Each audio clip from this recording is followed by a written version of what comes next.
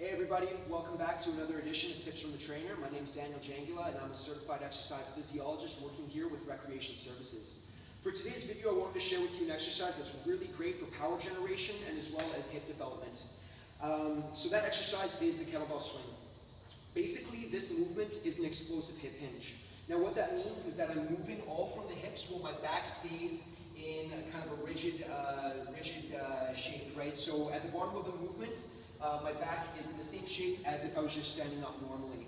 When I'm getting myself back up, that's coming from the glutes, from a hip contraction.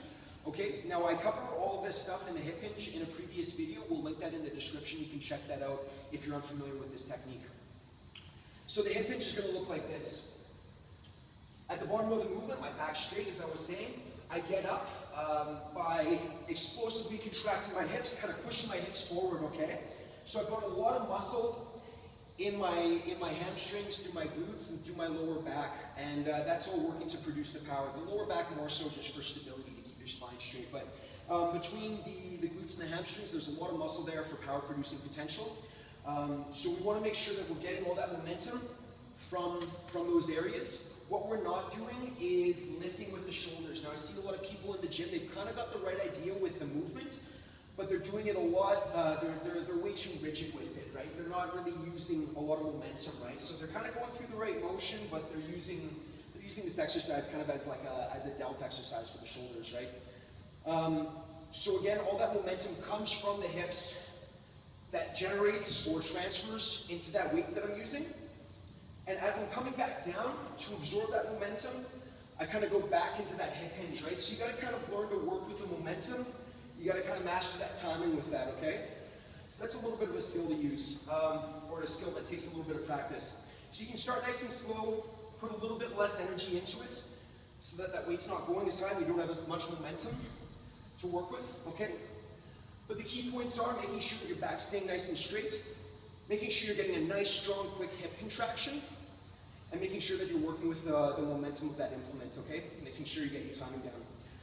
When I have people start working with this, I might have them do something like, you can try 10 swings, give yourself, half a minute to a minute to recover, and make sure that you're nice and fresh when you're going into this. Again, it's a power exercise, so it's not something that we want to be doing while we're overly fatigued. If you feel that your form or your technique is kind of suffering due to fatigue, you want to take a little bit of a break, make sure that you're coming into it nice and fresh, so you're nice and clean and explosive as you're going through it, okay? A more advanced rep scheme, I have some of my clients do this that are very well versed with this technique, and I do it myself.